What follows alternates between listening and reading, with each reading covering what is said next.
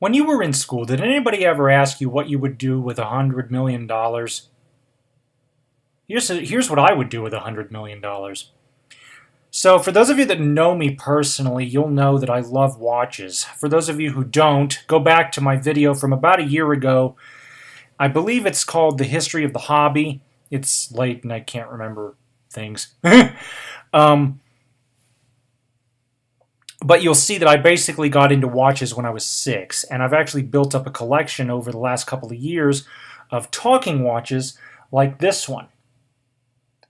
And for those of you who cannot see, I'm wearing a LifeMax talking radio-controlled watch.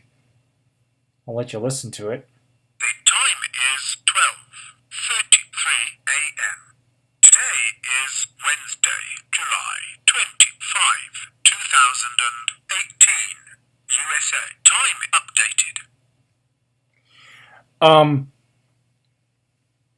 But no, I just love watches, and recently I've really come to understand and appreciate really high-end watches. How high-end? Well, for those of you who cannot see, what is in front of me on screen right now is a 45 millimeter from the basically horizontal, 45 millimeter horizontal diameter of the watch. This particular piece is a 38, I believe. So it's a 45 millimeter, fully mechanical wristwatch. There are no batteries. Now, what makes this thing so special and worth $200,000? Well, number one, it's made out of white gold and the hands are ruby. Now, personally, I don't like that. I do not like the fact that these watches use such high-end materials that I'm honestly, if I did have one of these, I'd be afraid to wear it. I would genuinely be afraid to wear it. So why do I even want one? Well, this particular piece has a party trick up its sleeve, and that is that this watch has been completely built by hand using mechanical parts to play a full game of blackjack. This watch, and I'm not joking, can literally play a full game of blackjack. You've got the dealer's hand at 12 o'clock, you've got your own hand at 6, and then you control the game using pushers at the 8, 9, and 10 o'clock positions. You've got your crown at 3 o'clock, and on the back of the mechanical watch is a roulette wheel. Now, for those of you not familiar with the mechanical watches, there are two kinds. One is manual wound and one is automatic. And what does automatic mean? It means that if I move my arm like I'm doing now, for those of you who can see, for those of you who cannot see, I'm rotating my wrist around in a 45-degree motion back and forth. If you just do like your typical walking motion, that is enough over an 8 to 10 hour period to wind the watch on your wrist. And that's why they call it automatic, as in automatically wound. So the people that built this piece, Christophe Claret, built a roulette wheel so that you can actually play not just blackjack, but you can also play roulette. I just think that is so neat. And again, I'm not one for the quote-unquote high-end materials, but I am one for the craftsmanship and the fact that such a thing even exists. Now, there is one other party piece. In addition to blackjack and in addition to roulette, right around the crown at the 4 o'clock and 2 o'clock positions are small windows.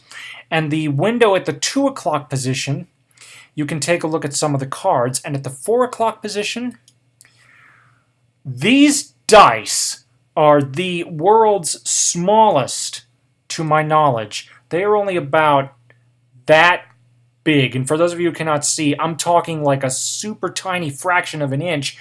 And yet these are full red and white casino-themed dice.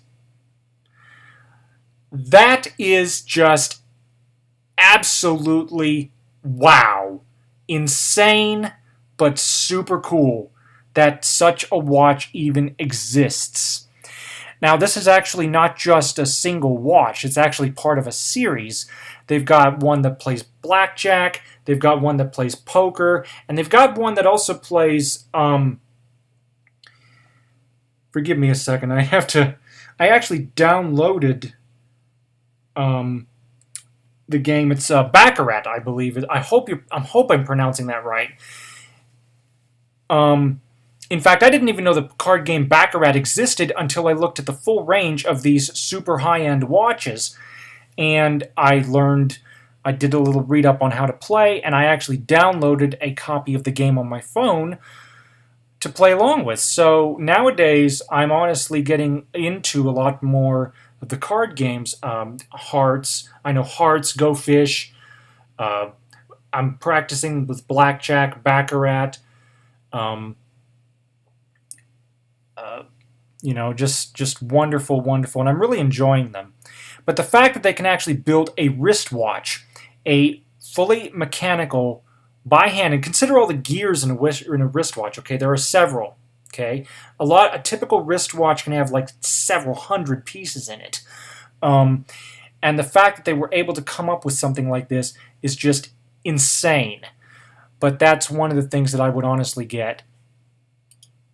The other would be this clock. This is a Howard Miller Westminster chime.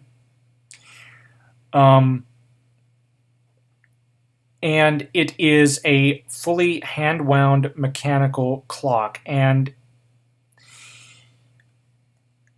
in all the world, we've got our technology. You've got the phone or computer you're watching this video on. But these don't last forever. Whereas if you do a good job, if you trust a master watchmaker or a master clockmaker to build you a piece, a master toy maker to build a wind-up toy for your child, there's a chance that these wind-up mechanical devices will outlast us, right? That's the beauty of these things, is that they can. This is why I appreciate such things, is that they have true lasting longevity. My late father's watch is a 30-year-old Bulova, and I've mentioned it a couple of times. I think I'm going to do a full review on it at some point. But it is a hand-wound, fully mechanical watch. And that watch has been in the family now for over 30 years, and it's still running, still working as if the day it were new. You can't say that these days about a lot of electronic things, can you? Also, it's the historical aspect. I love history. I've really glommed on to historical dramas such as Downton Abbey, which I do know is fictional, and also Victoria, both of which are on Masterpiece. Victoria, supposedly the show is based on the Queen's actual notes. Now, there's a lot of debate in the historical community as to whether or not these are truly accurate, but it's still a fun show. It's still a glimpse into the way things have been, and I just love that. I just love looking back. I love touring. One of the things I want to do, and I haven't actually put a photo of it up here, but what I would like to do one of these days is to travel the world and go to Europe and take a look at all the old architecture that has been going back for, over a millennium. It's just fantastic to see the history and everything. Jumping back to the 21st century for a moment, the other thing that I would get is a self-driving vehicle. And what this is in front of you, for those of you who cannot see, is a self-driving taxi. Now, for those of you who cannot see, please chime in the comments. If I forgot to talk about the overall looks of the clock in the previous slide, let me know, because this is the third time that I've done this video and my mind is starting to wander. So anyway, so basically what we have here is a sort of a mishmash between a Honda Civic, a minivan, and something else. And I really don't know what that something else is. But this is a fully self-driving electric taxi. There's a singular door on the side, and I mentioned a moment ago that it was sort of a mishmash of a minivan. Well, that's because that sliding door, that door is a sliding door, much like they have on minivans, or if you're in Europe, you would know them as MPVs. But there's no driver door. There's no driver seat. Instead, there are two bench seat arrangements with seat belts that can hold three people each. Now, if I'm not mistaken, I believe this is on trial right now in Paris. This is a fully road legal electric taxi. Now, this is the sort of thing that I can envision being the future of independent transportation. But I would love to have one of these. If I had $100 million, I would personally want to get one, along with a charging source that is off the grid, along with the electrical for my place would be off the grid. And I would probably use these Tesla battery packs, these power walls. You can Google them, to have as a backup power supply, the primary one being off of renewable energy. And again, these are all pipe dreams. This is what I would do with $100 million if I had the money, okay? I would also get a personal summer house. Now, for those of you who went ahead and looked at my prior video, you'll probably know that I already have one. And God willing, if nothing bad happens and I don't have to give it up for some reason, I'm hoping to hold on to it for the rest of my life and, future generations. But I would like to bring my friends. I would like to show them and have just a quiet place to get away from all the riffraff. And the very last thing, the next to last thing I would do is I would get a mansion. I mentioned a moment ago that I would like to take my friends to a summer house. I would also like to get a mansion such that I could house maybe, a dozen or maybe 12 of my closest friends,